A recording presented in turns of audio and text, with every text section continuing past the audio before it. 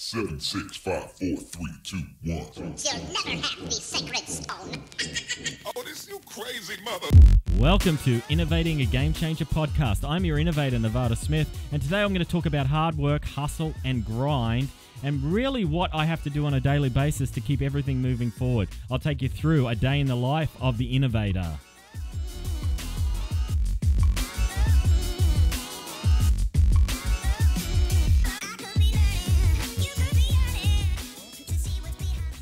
Welcome back to Innovating a Game Changer podcast. I'm your innovator, Nevada Smith, and I'm going to bring to you today a little bit about what I do on a daily basis and how I keep so many things up in the air and moving along. It's really about investing your time. So what are you doing on a daily basis? I know that I'm up at 5 o'clock in the morning, and typically I start the day off with a coffee and then get straight into catching up on a couple of chapters of a book. I jump on the treadmill. I go through that, the books or a podcast or two in the morning to gather ideas. I've got a notepad with me at all time and a pen, of course, to try to take down notes. I also use a recorder here to take notes on the fly. If I'm driving and some ideas come down, I need to put those down. I always document those at the end of the day as well. So my day really started off this morning. Once I left the house at 6:30, I had my first discussion at 7 o'clock. So I had a breakfast meeting at 7 o'clock where I went ahead and started to build I've got a relationship with a lot of people in Atlanta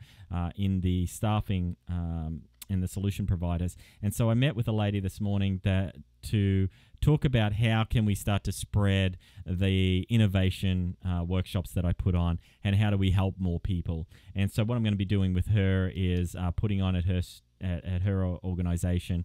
I'm going to be taking her through the entire process for a couple of ideas that she wants to do, but I'm also going to be presenting to her clients to show them that there is another way to move to customer value very, very quickly, and that is an innovation process, and that's driving things through.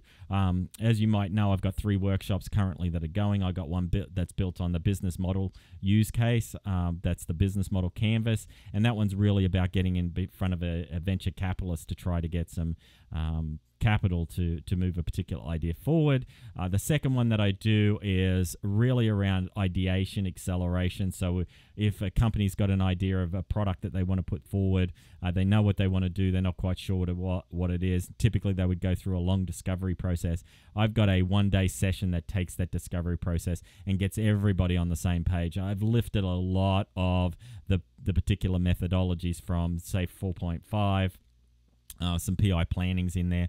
I rely heavily on the customer personas, the SWOT analysis, the fishbone analysis, and really analyzing the ideas behind the actual feature sets that needed to be solving a particular customer feature or a customer problem, customer challenge area that you're going to. Sometimes they're referred to as pain points. So I focus in on those and drive through that particular workshop a full set that gets everybody, the BAs, the PMs, the developers all on the same page, so they can actually kick off into a PI planning and execute the next 2-week sprints with high success. The last workshop is the Google Ventures Design sprint workshop, and that's a 5-day session, runs from 10 to 4, 10 to 5 every day, and that starts off with going through the process of actually defining the idea. You start off again with a challenge that you're trying to solve, and you work through that particular challenge to move through the process.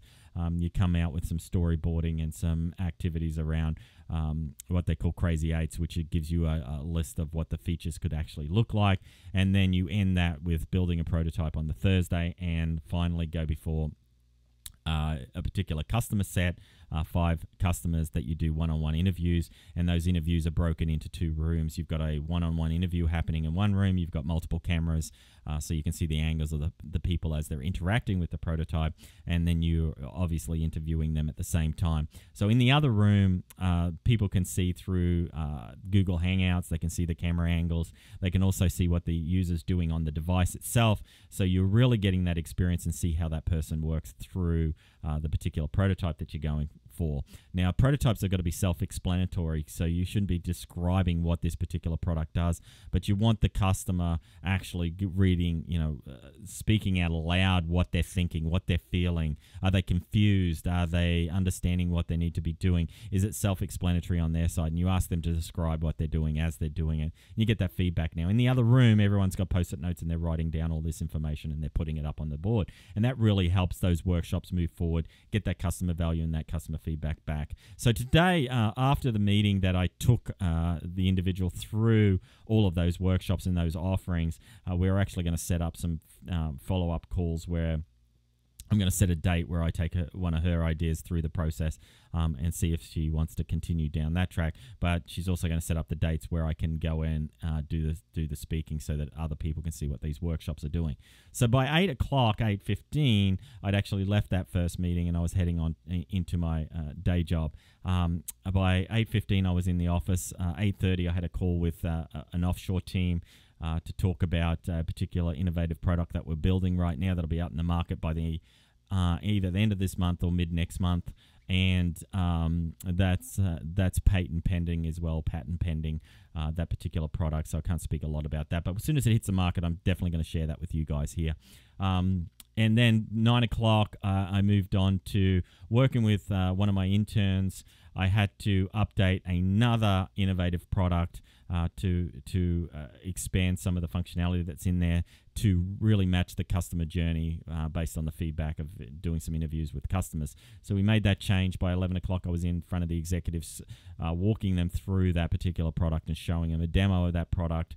At 12 o'clock, I met with the marketing person and we started talking about the actual customer journey from a marketing perspective of how that customer would use that particular product. That ended at about 1:30. I grabbed a small power bar. I ate that, and then I moved into my next set, which was really about the release that was going on this afternoon for the warranty period, and we were pushing that through, so I was working on that. And at the end of the day, I had a call on the way home. I left the office at about 5 o'clock. I had a call with a startup that I work with talking about funding and also how a particular investor discussion went. And we went through a bunch of feature sets that needed to be added to the product before this investor is actually going to move forward. So we took a stab at starting to construct out exactly how we were going to build that. So I'll be working really closely with those guys. I am the CTO for that organization, even though it's part-time. I am setting the strategy for that organization, and that one's in the healthcare industry. Then I came home. I did an Anchor podcast. I got that out. I work really closely with a DevOps expert. His name's Sean Hurst. You might have heard me talk about him before. He's an expert in the field of DevOps. I'll have him coming and speaking with my daytime job to give them an overview of where I want the DevOps space to go, because an underlying architecture that allows us to push stuff out to the market and get that customer feedback is about the DevOps and the support that we need from those guys to be able to check stuff in and be ready to push that to production as fast as possible after it's been validated. And we're doing a whole heap of security checks, automated security checks, automated testing, automated unit testing as well. So all of that stuff has to run. All of that has to be built in the architecture if you're going to be pushing stuff out to market every couple of weeks. You have to have the support of that stuff. It's all got to be automated. Otherwise, you'll never be able to grind this stuff out the back end really quickly. So then obviously I went and constructed this podcast. I want to know what you guys think about this podcast where I'm talking directly to the camera. Is this a better method? Please leave a comment below. That's about all I've got for you today. I'll be back tomorrow with some further information on how the day went as far as setting up some other innovation sessions. Please listen to me also on the Anchor podcast channel. You can get that on Apple or Google. It's available on the iTunes store. Just search for Nevada Smith or The Innovator. You should find me there. Those are great because they're only 2 or 3 to 4 or 5 minutes long. And Sean and I are talking about things that we see on a daily basis that help us improve across our organization. Sean mainly from the DevOps side, myself mainly from the business and the culture side as far as moving towards an innovation culture. So this has been Innovating a Game Changer podcast. I'm your host, Nevada Smith. I really enjoy bringing this stuff to you. If you've got any comments, please leave them below.